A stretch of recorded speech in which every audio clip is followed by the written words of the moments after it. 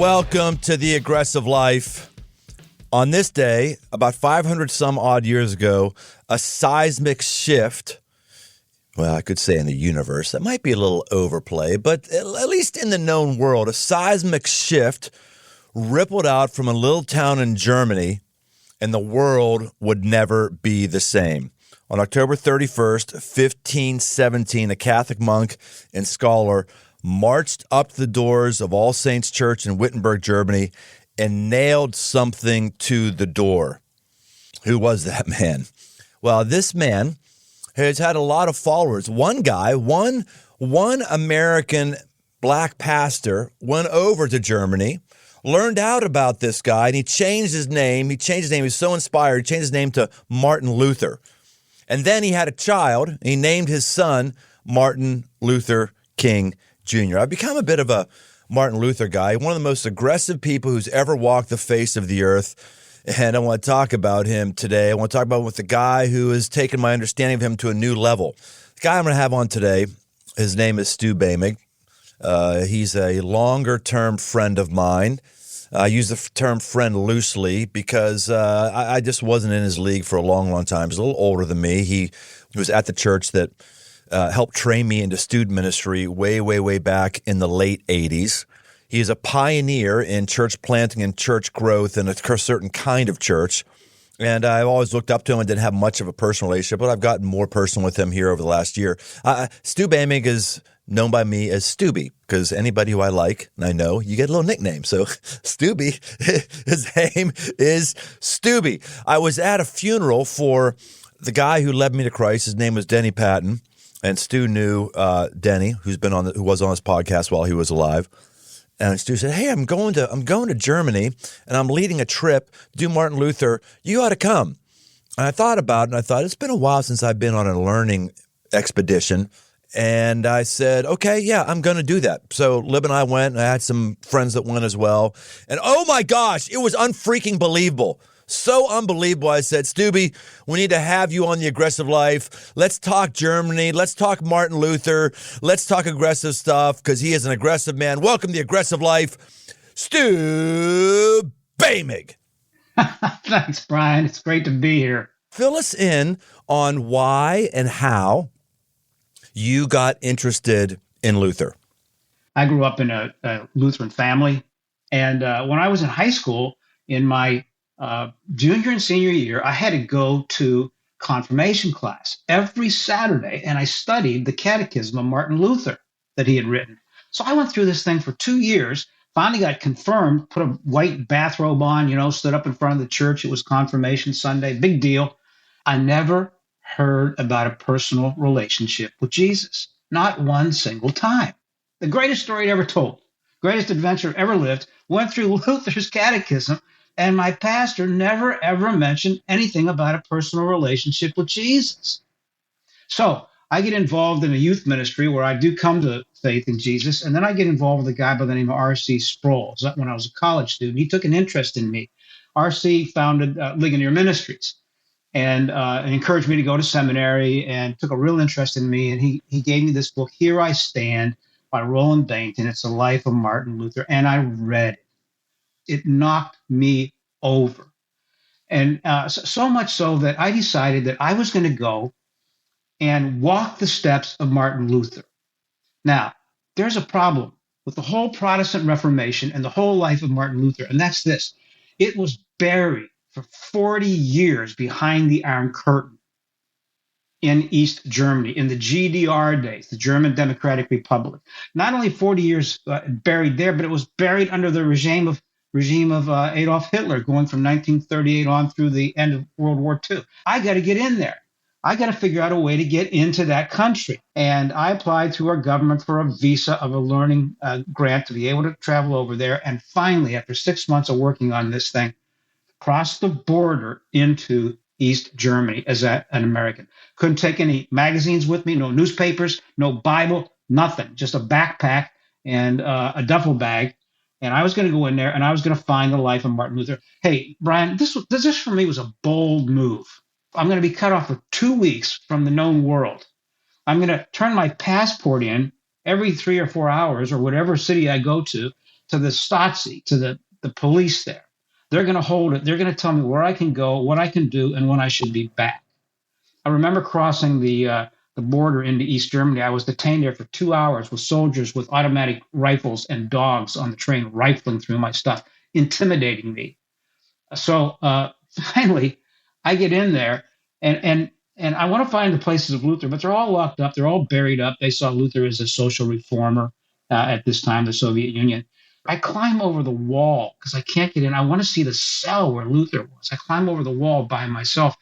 And when I was there, talking about bold moments, right there in the chapel is a gravestone laying flat in front of the altar of Johann Zacharias, who killed John Huss, who was a forerunner of Luther 100 years earlier. He burned him.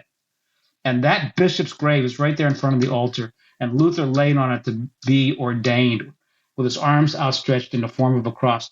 And I, in the middle of February 1988, in a country filled with Soviet and East German police, I laid on that tomb face down in the form of a cross. And that was a defining moment for me. My life at that time was completely out of control, out of touch with my known world, my family, my friends. And at that time in my life, I'm experiencing these anxiety attacks, these panic attacks that would just sweep over me. And I never knew when they would hit, but when they would paralyze me. But I was so convinced I wanted to walk into the steps of Luther that I said, the heck with the panic attacks, the heck with the I can do anything for 2 weeks. I can survive it. So I went over there to walk in his steps. Now, why do we travel to places when today we could Google them? Why do you go to the Holy Land? Why do we go to East Germany?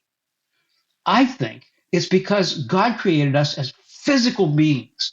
And we want to be surrounded by the sights and the sounds and the smells. We want to touch things. We want to walk in the footsteps. We want to know what it was like to be there, because all of that stuff is still there. And when we visit St. Mary's Cathedral high up on the hill in Erfurt over this little town of 2-story buildings, and you'll see how the Catholic Church built this great monument. You got to climb all these steps to get up there.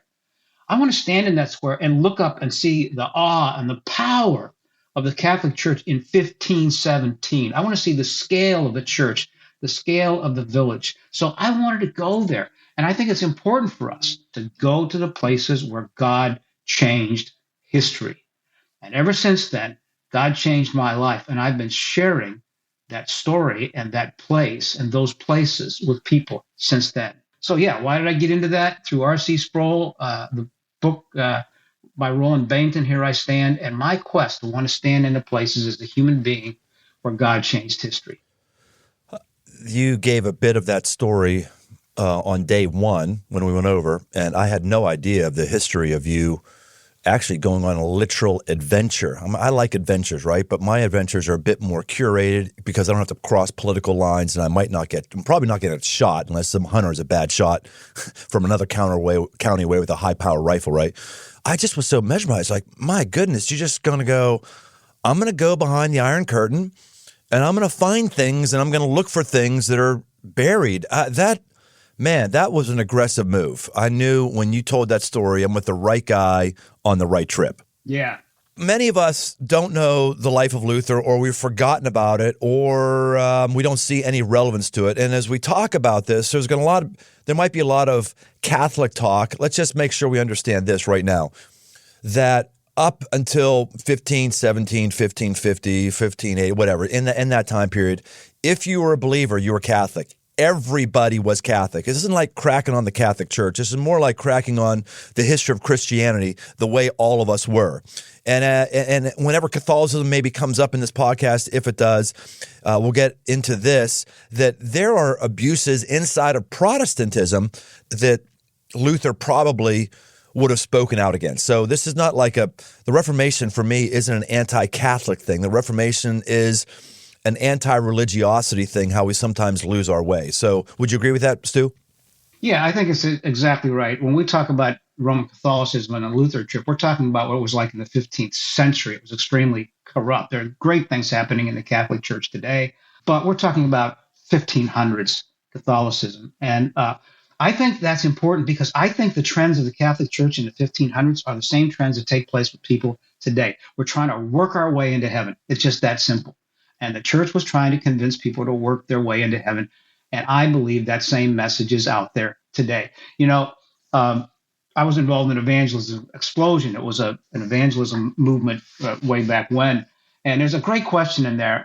It says that we ask people, if you were to die tonight and stand before God, and he were to say to you, why should I let you into my heaven? What would you say to him? And most people say, well, I think because I'm trying to be a good person, and I believe in the general notion that God exists and I'm doing the best I can. And that's the same kind of answer the Catholic Church was giving in the 1500s, which was not good enough for Martin Luther. The story of Luther, what he's most known for is, at least the beginning of his story, is the 95 Theses. He's a Catholic priest. He nails 95 ideas to a door, which is basically the town bulletin board, where he's just saying, "Hey, let's think about these things. I'm curious how this thing goes." And printing press is just invented, and they're looking for content. There's no copyright laws. Printer just takes them, just starts distributing them, and all of a sudden a movement is underway. And the heart of what we know about that was indulgences. Tell us what indulgences were and what Luther was raising the alarm flag on.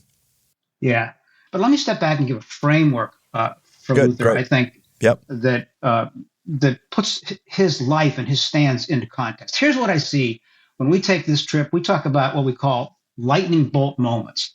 There are moments when God unexpectedly changes the direction of our life. They just sort of knock us off our feet, and we're never again the same. And we're not expecting those. They sort of ambush us. And he had these lightning bolt experiences. One of those is the 95 Thesis that he takes and nails on the castle church in Wittenberg. I look for those lightning bolt moments in our lives when God ambushes us unexpectedly. I look for the here I stand moments. These are the defining moments when we say yes to God. And the reason that phrase, here I stand, has stuck is because it says everything about our faith, that faith doesn't come without a cost, that he suffered greatly. He didn't allow his fears to stop him. Faith is an action. If we say that Martin Luther is a man of faith, how do we know that? I mean, if we opened him up, would we find faith in there anywhere? The way we know that is by what he did. He made decisions and then he acted on them. This is really true. I really believe in this God and what he said. And he was acting, and it was an action that wasn't without fear. Luther had panic attacks as well. He called them Angststörungen, where he struggled with his spirit and his body and his mind. And he said that not only does that kind of brokenness and that kind of fear and that anxiety, not only does it happen to us in our lives, but he said it is necessary for us to come to a true understanding of who God is. That is where God speaks to us, on our knees. And then we talk about these holy moments that Luther experienced, where we get unexpectedly ambushed by God to enter into his presence in a way we've never known before. Laying on the grave of Johannes Zacharias in the freezing cold in front of the altar where Luther was ordained was a holy moment for me. I can remember that moment to this day. I'll never forget it. It sort of gets to the heart of the matter of who we are and what's important to us. I just want to paint that picture of the lightning bolt, the here I stand moments, and the holy moments as we get into the weeds. So indulgences. Okay. We did a disclaimer about, we're talking about the church in the 1500s. They believed in three things. One, purgatory. You have to understand these concepts. They had a council, and at the council, they decided that the church would teach that all who die are still imperfect, and they go through the process of purification. Now, certain saints, clergy, go directly to heaven. They've already been purified. But most of us, all of us, the vast majority of us, we go to purgatory to be purified. To enter into heaven, we have to possess what is called inherent righteousness. That is, that we must actually be righteous, be perfect. The church got this from Matthew 5:48, where Jesus said, be perfect as your Father in heaven is perfect. When he was asked, what does it take for me to get into heaven? He said, be perfect as God is perfect. So the ultimate question of all history is, how do flawed people who have made bad mistakes and bad decisions enter into the presence of a holy God without that holy God being infected or tainted by our fallenness. So the church says, well, the way we do that is we get purified. We get rid of our fallenness. The church taught that immediately after death, we enter into this intermediate state of purgatory. And the purpose of being there is purification. It's a cleansing by fire. It's sort of a holding tank. And you could spend, Brian, this is amazing. You could spend 10,000 years there waiting for enough merit or goodness to get out of purgatory. And this terrified Luther. He was filled with guilt and fear and anger. One of the priests asked him one time, Luther, do you love God? And he said, love God. I hate God. I fear God. I'm angry at God. He's going to send me to purgatory. So the question becomes, how do you get out of purgatory? And that's the second concept, indulgences. The primary means of reducing the amount of punishment in purgatory is by a purchase of indulgences as a means of purification. Hey, keep in mind, this all didn't have to make sense logically. It's what the church taught, and people just believe. Well, and they've got no Bible to read. The average person doesn't have Right. even the priests, they're mainly preaching or speaking from Latin. The people don't know Latin, so it's not like, wait a minute, Romans 3:23 says there's none of that. Yeah, no, and as you know, 95% of the population is illiterate anyway, and they're only hearing the message, if it's preached at all, in Latin. So they are clueless. So they're told about this purgatory concept. So where do the indulgences come from? They come, third concept, from the treasury of merit. That Jesus and Mary and certain saints were so perfect that they stored up extra grace, more than they needed. And Jesus appointed the church under Peter to have the keys of the kingdom, the authority to draw from this treasury or collection of merit to reduce punishment.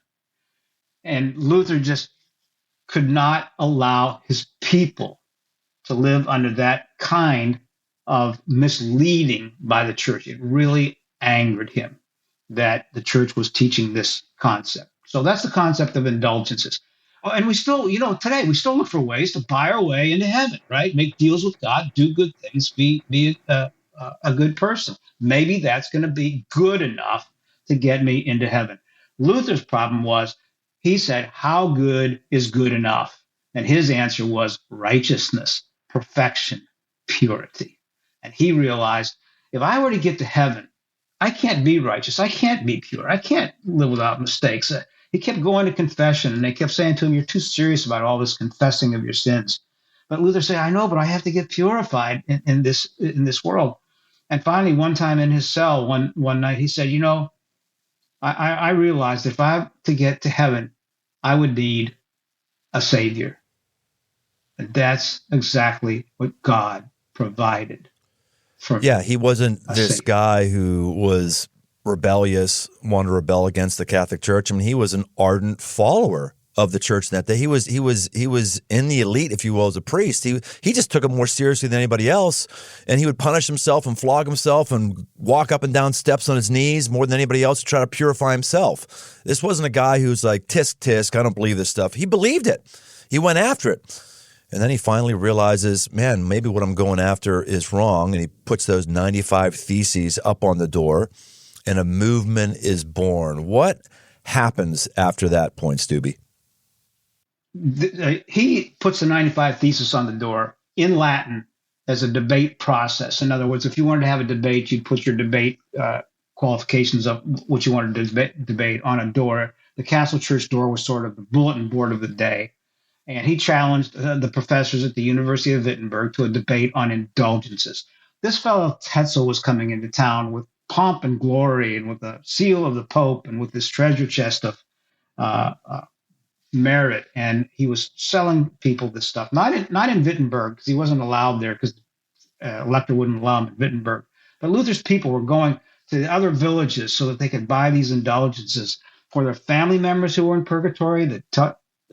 Tetzel said, put your ear to the ground. You can hear that little daughter of yours that died 4 years ago.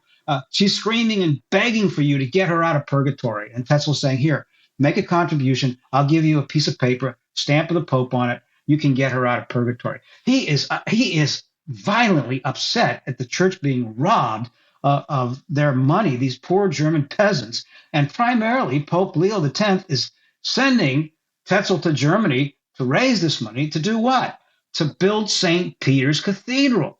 Well, Luther was just obsessed with stopping that process. He said, I'd rather give the money to the poor than to build a great cathedral. So, yeah, when they nailed those theses up there, someone copied it in Latin, they translated it into German, they got it to the printing presses of Gutenberg. Man, it spread like wildfire in German throughout Europe. The people were saying, you mean we might be free? We don't have to go through this whole church process. We just don't have to use indulgences anymore and turn over our hard-earned money to the church. So, yeah, he never wanted a revolution, but he did want to change certain little things in the church to get it back on track. Let's pause the Luther discussion for just a moment. Let's talk about common church. I mean, it's easy to just crack on the church of yesterday or something like that, but I find the temptation to be very real what the Catholic Church was doing way back when. Like any pastor I know, just about any pastor I know, would love to tell people, if you don't serve in the children's ministry, hell is a real possibility for you.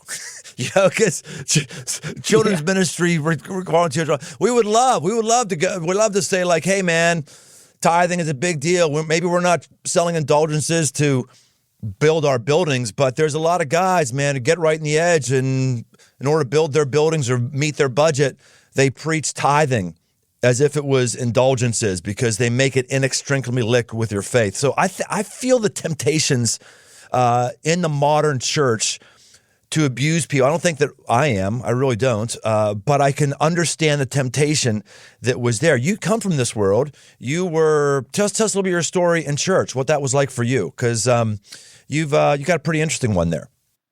Yeah, I had been ordained in the Anglican Church, had a great, where you were, under John Guest was the senior rector. And all of a sudden, God had this renewal kind of movement taking place in our church where the Holy Spirit was moving. And we just sort of got in our inner tubes and floated down the stream. I mean, it was a really amazing time of ministry in my life.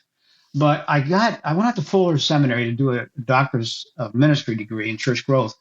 And a guy out there, Peter Wagner, said, the greatest way to expand the church is through church planting, is through new churches. This was Paul's method: start new churches. You can grow the church through biological growth, just having more and more kids. You can grow the church by reshuffling the deck. People from small churches go to big churches. But the real way to grow the church is through conversion growth. And so I wanted to go reach new people. And I realized the church that I was in was not designed to reach non-believing people. It was designed for those who were already convinced, the already convinced believer. I decided to start this church after a lot of prayer with 9 families in a growing area of Pittsburgh. Man, it grew like wildfire. I went up to Chicago, and I ran into this Willow Creek movement and this church in a black box. And that really fit me because I'd already had a band, and I was already trying to modern church do ministry in a way that people could understand. I realized, as Luther did, that music is the key to people's hearts. So we really built a church designed around music and creative arts and a preaching of the gospel message.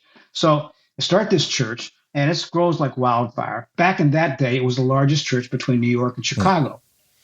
And we were really the first church that had, in that area, that region, had drums in the church. In fact, I remember the first time we had the drums, one of my board members came to me and says, "We'll never do that again. Get those drums out of here." The church grew. And I remember then, and now it's 18 years into the church. For the last 3 years, 15th to the 18th year I was in the church, I've been going to my board and saying, I'm not doing well. In the 18th year, we had Christmas Eve services, and we had them 4 or 5 days in advance. And then on Christmas Eve, we had them at 11, 3, 5, 7, 9. I went home. The kids were in bed. My wife's in bed. It's Christmas Eve. I've never spent a Christmas Eve with my kids in 18 years because I was always at the church. And I'm sitting in the living room, and I turn the TV on, and the only thing on is the church services. So I had just come from 11 of them. We had 10,000 people attend church, which at that time was really a lot of people. Well, at any time, that's a lot of people, especially in Pittsburgh at that time. Yeah. And here's the deal. I curl up in a little ball on the floor, and I'm saying, I was with just with 10,000 people. I feel like I didn't know any of them. Putting on a show, I'm in a toilet bowl, and I feel like the loneliest person alive. And then I knew I was in trouble, preaching with my gas tank spiritually on empty. So my board, I finally went to the board and said, "That's it. I can't do anymore." And they said, "Yeah, and you're making some bad decisions. So we concur with that. We're going to send you out to Henry Cloud, wrote the book Boundaries, for 10 days for burned out executives." So I get out there. I'm in a little small group of about 9 people, 10 people. We don't tell what we've done in our lives, but we share really who we are and what we're struggling with and where we find ourselves. And I find out that in the middle of the week, they bring in this psychodrama person who's been listening to our stories, and she's going to have us act out where she thinks we are. And I'm going, there's no way. I'm Stu Boehmig, man. I was a pastor of a big church. I'm not acting out some stupid I pay drama people in to front of act. people I I pay don't people know. to act. I don't act Yeah, myself. right. Yeah, yeah. I'm not going to do that. You're going to be kidding me, man. I'm too proud for that. So the first act was a woman executive, and the lady had her guy take hold of her ankle, and she dragged him around the room, and she said, after listening to your story of your life, this is your father that's holding your ankle, and you're dragging him around, and you've got to release him and let go. I thought, well, that's pretty cool. So she gets to me, right? She puts a chair in the middle of the room, and she says, "Get up on the chair, stand on the chair. It's a folding chair." And then she gets 3 people on the right side of me, and she says, "This is the winner's circle. You've been trying all your life to get into the winner's circle, and you can't get into it." Then she takes 3 people and she puts them below the chair on their knees, facing upward with their arms outstretched. And she said, "This is the acclamation society. These are the people that are saying to you, you're wonderful, you're great, we love your preaching, we love your sermons. We've become Christians because of you. You've changed our family, you've changed our kids. We owe everything to you. And this is just pure adoration, you know." 3 people. And then there's 3 people on my left, and they're on their knees with their arms around each other, and they're crying and they're holding each other. And she said, "Now this is the Broken People's Club. They've been wounded. They're hurt. They will minister and live the rest of their lives out of their brokenness." Then she said to me, "I want you to get off that chair, and I want you to join one of these groups for the rest of your life." And I made a beeline to that Broken People's Club. She said to me, and they put their arms around me, and we're all crying. And she said, "You will be a member of this club for the rest of your life. And I want you to go home and tell your children that as well." And I found out that day that, much like Luther, maybe we could talk about his brokenness, I would live and minister out of my brokenness. I remember telling our church years earlier, this is how whacked out you can get as a pastor.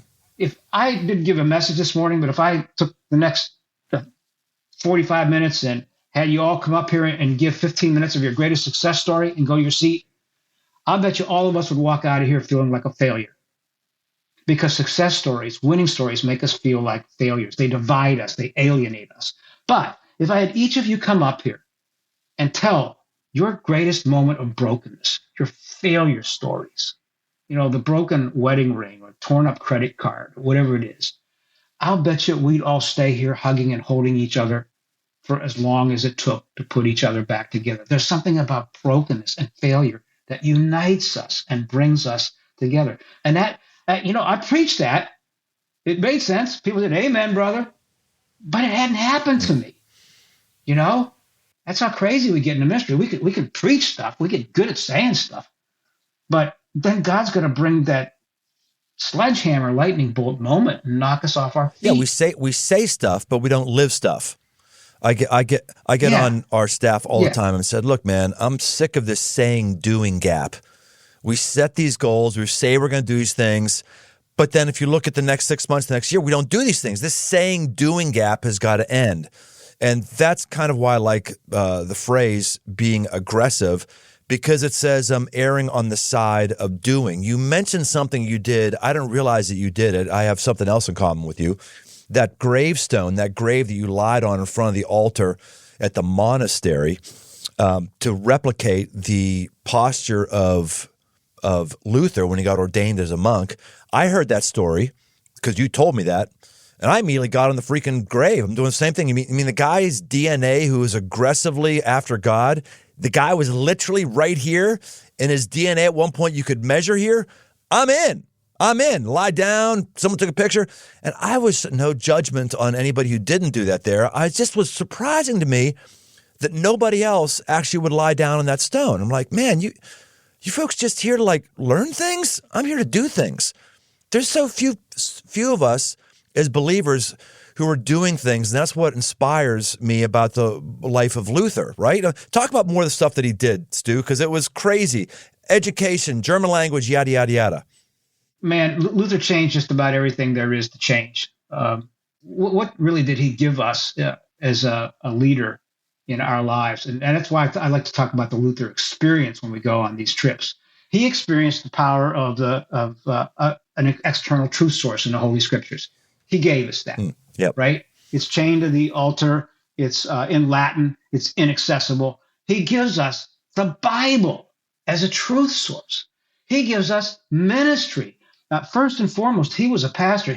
When people were fleeing from the Black Plagues at that time, they went through their pandemics just like we did, only they didn't have any answers. Luther stays there and he opens his monastery. He invites the people in, and Katie, his wife, who was a nurse, had nursing skills in her nunnery, takes care of the people. He is the father of modern day music in the church. He experiences the power he preaches to the people of a vocation that we're all little Christ. It's all a priesthood of believers. My calling as a priest is not any bigger or better than your calling as a mechanic or a stockbroker or a startup ministry. You're all called. We all have a vocational calling, and every calling is valued by God. We're handcrafted and hand-shaped and handmade to fulfill a calling in our world. I want every person I know to know how holy and sacred is your gifts and your calling and your unique personality. It is your role as you fulfill it that makes the world go round. And you take a piece of that out and it doesn't work right, and the world doesn't work right. He gave that vocational calling to people. Hey, I love this part. He invents modern day marriage. He loves his kids. He has 6 children, and they adopt 4 more, Brian, in the middle of a Reformation when the whole world's on fire. He is a family man first. In fact, I think, and when you get there to Wittenberg and we get into the table talk room, then we get into the living bedroom where they all live together, I think you see that first and foremost in Luther's life, next to the Holy Scripture and Jesus Christ, was his family, his wife, and his children. He is a call to all men to get serious about the family, to get serious about what it takes to invest in a family, not just as a role, but as a passion and an investment. He adopts 4 kids, you said. I mean, the backstory of the 4 kids, which I learned from you. He adopts 4 kids because people are dying in the Black Plague, 50% of the population gone. He's adopting kids, and this is what really hit me. He's out serving people. I could see today, and I was convicted by this, I could see today where if a plague swept through the country, sorry folks, COVID wasn't a plague. It was awful. Some people died sooner than they should have. It was, it wasn't a plague. It wasn't like influenza where you're coughing one night and the next day you're dead. It wasn't like the Black Plague were just sweeping through. It was a different deal. And I could see if I was actually in a literal plague situation, I could say, well, maybe the best thing for me to do is to keep myself healthy, keep myself separated from the masses, because, Crossroads needs a steady hand at the helm, and I can't be putting myself at risk and maybe dying. That's not what he did. I mean, he got out and him and his wife were like wiping people's brow who had the plague. They were nurturing people. They lost kids, perhaps as a result of that. This isn't some cleric who's an egghead. He's putting his life on the line. I love that and challenged by it. You're exactly right, because I have these feelings at times, I got to protect myself because It's like Shadrach, Meshach, and Abednego. Hey, we'll bow down, but in our hearts, to the golden image, but we'll bow down. But in our hearts, we're going to be praying to our God. Because what good are we going to be to God if we're dead? Yep. Right? So the wise move at that moment is just to do a little head bow, get that over, and then get back to ministry. Now, Luther's uncompromising. He is the uncompromising man. And he stays there. Somewhere between half to 2/3 of the population of Europe died in the Black Plagues. Can you imagine that? And imagine there's no science. Nobody knows why it's happening or how it's happening or when it's going to stop. It just goes on and on and on. He lost friends, family members. He adopts 4 kids from relatives of his that had died. He takes them into his home. This is in the middle of the whole world is set on fire with the Reformation. How does he do that? The energy of this man, the uncompromising single focus of this man is overwhelming to me. It's the power of a life yielded to God, the son of a coal miner with a price on his head that yields himself to God. Today's podcast is brought to you by Athletic Greens. It's a product I use every day. I started taking AG1 because I don't watch my diet too closely, but I know that I'm getting all the vitamins, minerals, and nutrients I can, as well as hydrating with 12 ounces of water right off the bat at the beginning of the day. 1 scoop of AG1 has got 75 high-quality vitamins, minerals, whole food source superfoods, probiotics, and adaptogens. And it doesn't taste like it. It actually tastes great. AG1 is a micro habit with big benefits. For less than $3 a day, you can take care of your health and invest in your future. It's recommended by professional athletes, health experts, and me. To make it easy, Athletic Greens is going to give you a free 1-year supply of immune-supporting vitamin D and 5 free travel packets with your first purchase. All you have to do is visit athleticgreens.com/aggressive life. Again, that's athleticgreens.com/aggressive life to take ownership over your health and pick up the ultimate daily nutrition insurance. So go get you some, and let's get back to the show. This Reformation, he's trying to reform the church as we know it. And there certainly has been a lot of reformations happened over the last many centuries. But ultimately, Protestantism comes in, people who are protesting those early practices of the Catholic Church. And therefore, we get all the denominations and all that kind of stuff. And every denomination, Catholic or Presbyterian or Baptist, whatever, owes their Bible, if they're reading their Bible in their own tongue, they owe it to Luther. We saw that room where that happened. Tell us that story. This is his here I stand moment. I call those when I say yes to God moments. This is the moment again where he could have said, what good am I to God if I'm dead? I'll make a brief compromise here. It makes sense. Then I can go back. I can go back and minister to my people, and I could lead them to Jesus. So he's called before this diet. What's a diet? It's a court sent by Leo X in Rome, and all the nobles of Germany are there. There's a desk in the middle of the room, and he is asked, are these your books?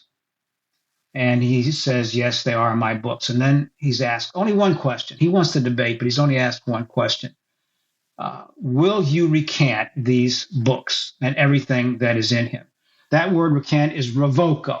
He's asked one question. Will you revoco these books at this diet, at this court?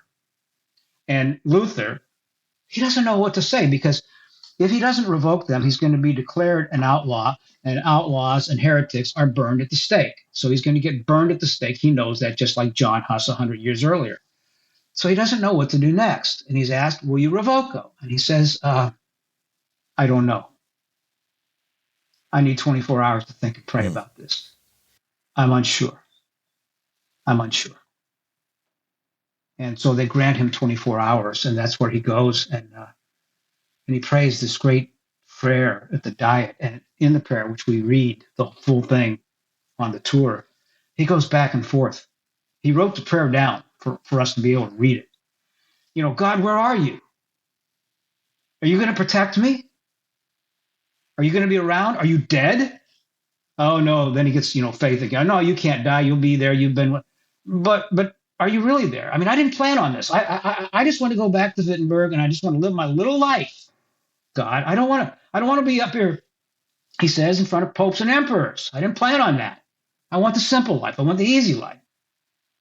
And he goes back and he goes, no, but this is God's truth. And God's called me to do this.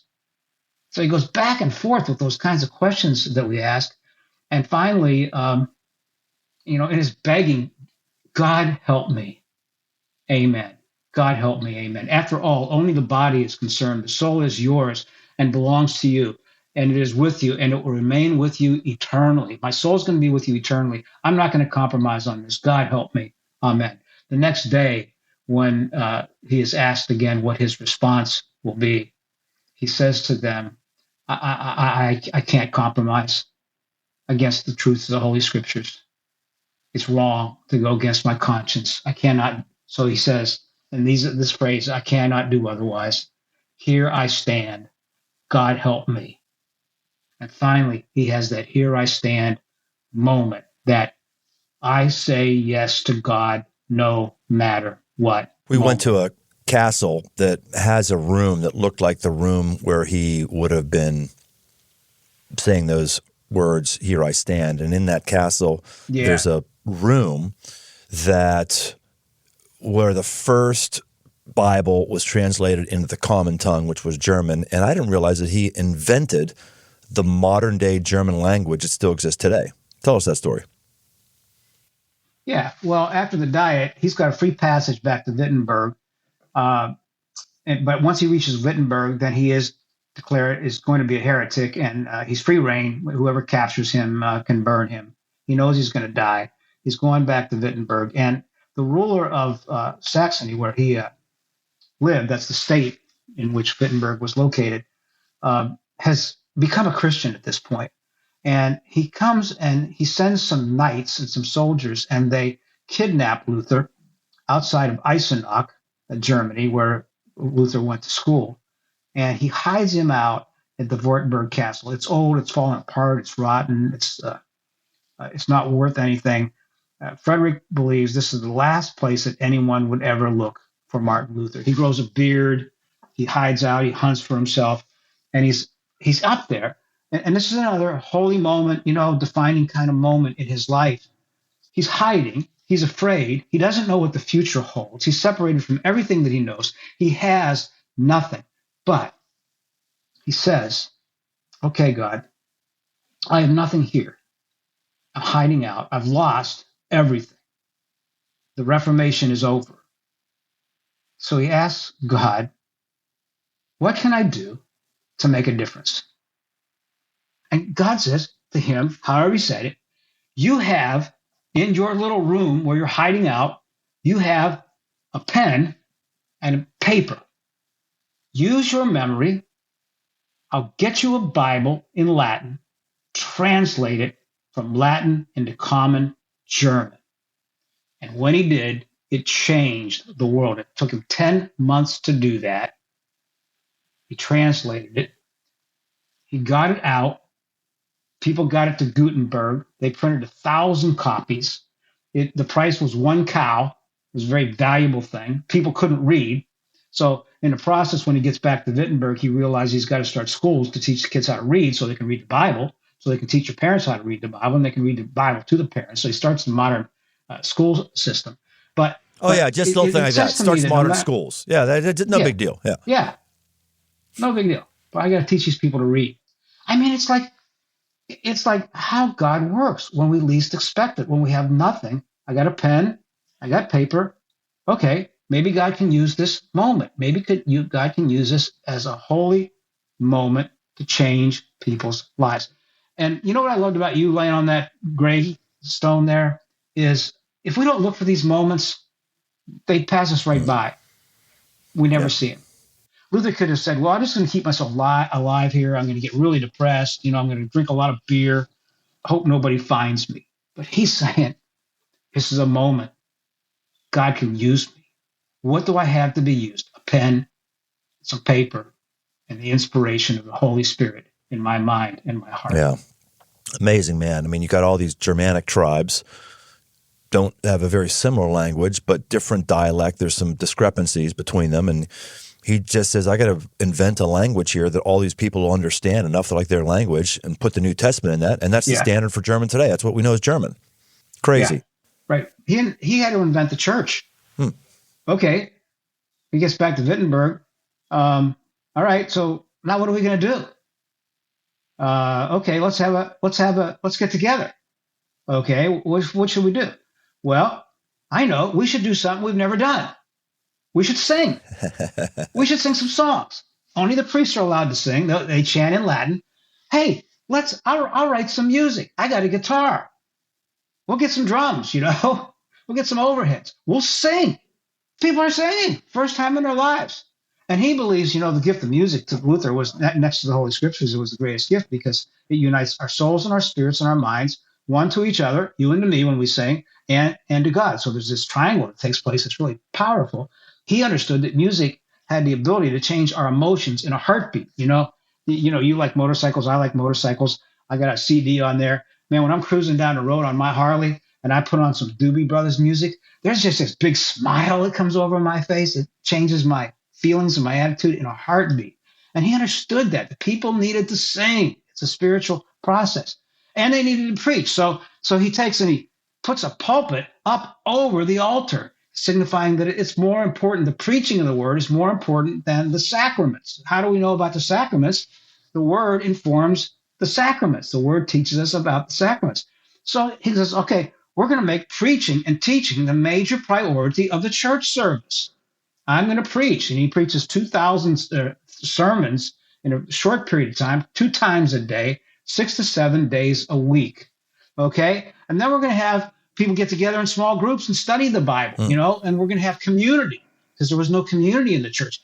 Christianity isn't a solo sport like the church has been telling us. It's a body of believers. It's people coming together in little platoons. So he invents that whole concept of the community of the church. I mean, this guy continues to invent and invent. Let's invent marriage the way it ought to be. I think we're whetting people's appetite to say, I got to look more into Martin Luther. Let me just tell people what you're going to find, and I want you to speak to this, Stu. At the very end of his life, he penned some very, very negative things about Jewish people. Sounds incredibly anti-Semitic. Tell us about that. Was he anti-Semitic? What took place there? Yeah, great question. Most of his life, Luther supported the Jews and the mistreatment of the Jews by the church. As you know, the Jews were not permitted in the church. And Luther said, no, he wanted to love the Jews and the Muslims into the gospel and into the kingdom of God. He really felt that was a possibility. At the end of his life, he wrote a pamphlet where he was really angry at the Jews. And he was angry because, following on the teachings of Paul, that they had rejected Jesus. He was angry that they had rejected now the gospel that he was preaching. And so he wrote this scathing rejection of the Jewish people. Now, you got to put this in context.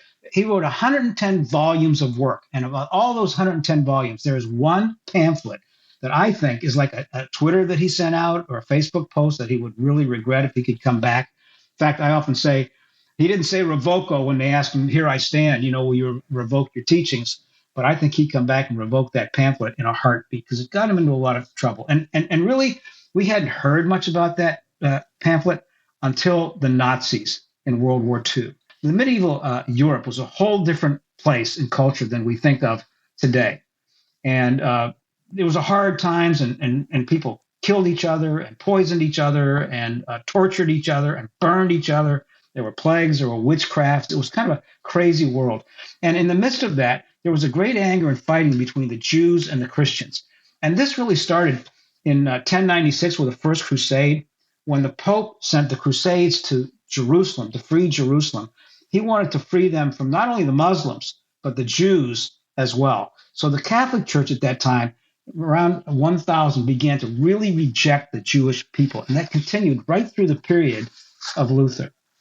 So Luther is trying to lead the Muslims and the Jews to Christ, and they're not coming. And he knows there's this whole atmosphere of this anger and this hatred towards the Jewish people in the Catholic Church. and the resentment, tremendous resentment in Europe towards the Jews because they controlled much of the trade and the banking and the lending. And so he's old and he's cranky and he's dying and he's sick and he writes this pamphlet. Now, what's interesting about that is that it had virtually no effect and no real carry in that day. I mean, it wasn't a very popular pamphlet. It didn't really last very long. And he was trying to point out, in my opinion, at the spiritual position of the Jews rather than as an actual physical people. During World War II, the use of this pamphlet by the Nazis was very heavily used.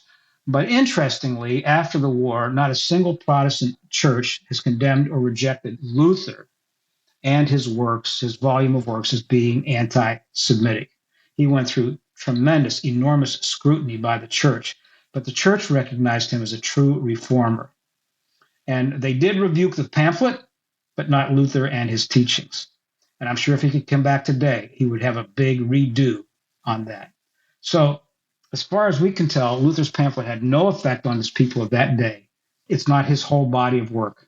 He has a much greater impact than that. So I sort of defend that because I think it's people try to cancel him out because of that one pamphlet rather than looking at the full body of work. I think it's helpful to me.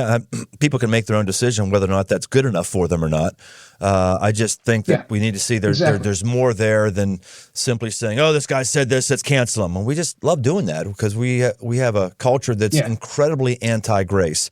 And I think we need to do better than that. I think Luther has shown us a lot of how to live better. It's good stuff. Exactly. That's one of the fascinating things for me when I went over to Germany with you is I never really saw before the correlation between Luther and the oppressiveness of the church in his day and the oppression that's been in Germany really seemingly forever, the oppression of their monarchy that got them into World War I, the oppression of Hitler, the oppression in East Germany of the communists.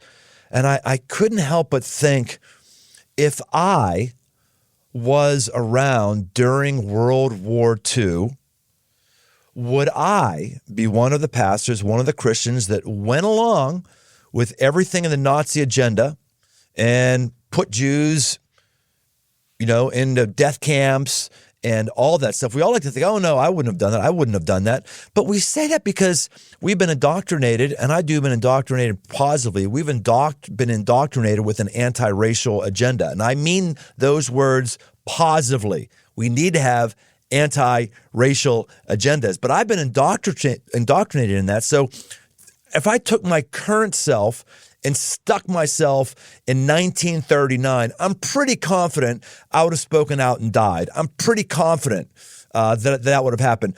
But that's a Brian Tillman that's been educated and inculcated with 21st century values, not a Brian Tillman who lives in 1939. I was haunted by wondering, would I have stood up? Just like Luther said, here I stand. Would I have stood up? I'm not sure. What do you think? Yeah, I don't know, man. I really wrestle with that. It's easy to, on this side of the war, after it's all been dissected and autopsies, but when you're in the middle of it and slowly but surely, day after day after day, things are happening you don't understand. We spend a whole day at Buchenwald and talking about what happened from 1918 on in Germany.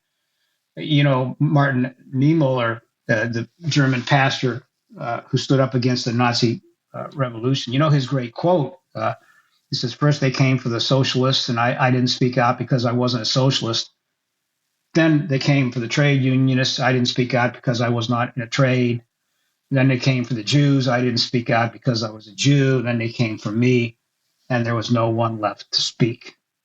And, if you step back in that culture from 1918 on, I think it would have been very, very difficult to speak out. I honestly, if they came for me and my family and my kids, it's one thing for me to say, yeah, I would have done that for me. Maybe not. Probably not. But, as Paul Schneider, Dietrich Bonhoeffer, there were people that made amazing statements and gave their lives at a very early age with families for the sake of the gospel. Paul Schneider is a pastor I'd never heard of before at Buchenwald, which is a work camp, not a death camp, which is Auschwitz, which I went there as well. But Buchenwald was a work camp. And Paul Schneider was a believer. And he wouldn't take off his hat during he went into the work camp because he wouldn't raise his hand, Heil Hitler. And they said, you're out of here. You're going to the work camp. Goes to the work camp, won't take off his hat because on Hitler's birthday. So they're like, you're out of the camp. You're in solitary confinement. He goes to solitary confinement. He's standing on his bunk, preaching out of his window as new inmates are bussed in and trained in, and he's preaching to them. So they say, no, we can't have that. So they put a metal box over his window so they can't hear him. Still doing it. They say, okay, you're just going to die right now. I go, man, again, people who are standing against the tide. Stu, man, I'm just so thankful I went on that trip with you. I'm thankful that you asked. I'm thankful that you've made the aggressive move in your life of learning about Luther, and you're doing these tours. So just give us an advertisement for yourself. If someone wants to actually go and learn under the master and go on one of these tours or find anything more about you, how can they do that? Hey, thanks, Brian. Yeah, how can people get in touch with us? Well, as you know, I'm so committed to the impact that this trip has on church leaders and church people that I want to take as many people as I possibly can on these tours. And I want them to see and smell and touch and learn all about this person that God used to change history. So here's how to get a hold of me. It's real simple. You can get a hold of me by email, Stu, S-T-U, at thelutherexperience.com. And I don't mind you talking to me personally. Or you can go to our website, our landing page, and that is thelutherexperience.com. And you can fill out a little form there, and I will get back in touch with you. I am really committed to this trip. The best case scenario is a pastor or church leader taking their team with them to get vision and inspiration and energy and equip them for living the bold life. So thanks for this opportunity to be able to share this story and this man and how God used him to change history and your life and mine. Stubby, thanks a lot, man. This is great. You built into us a lot. We went maybe a little bit beyond our normal time, but it was worth it because you really pushed us. And hey, folks, today, you got a lot of history. You got a lot of church history. We probably more history than ever done here at The Aggressive Life. Let's just make sure we're real clear about something. We're not into giving you information. We're not into giving you interesting thoughts. You only get information from us, and you only get interesting thoughts, in that it leads you to live an interesting life. And what does an interesting life look like? It looks like somebody who does something. It looks like somebody who stands for something. It looks like somebody who does something different than everybody else is doing. And that's what we see in Martin Luther. I'm inspired by him. I hope you are as well. We'll see you next time on The Aggressive Life. Hey, thanks for listening. For all things aggressive living, why don't you head over to briantome.com. Find my new book, Move, a guide to get up and go forward, as well as articles and much, much more. And no matter where you listen to podcasts, why don't you take a second and leave us a rating, leave us a review. It really, really helps us drive new listeners to the show. We want to help as many people as possible, just like we may have helped you. We want to help others. So why don't you help us out? And if you want to connect, find me on Instagram at Brian Tome. The Aggressive Life with Brian Tome is a production of Crossroads Church, Cincinnati, Ohio.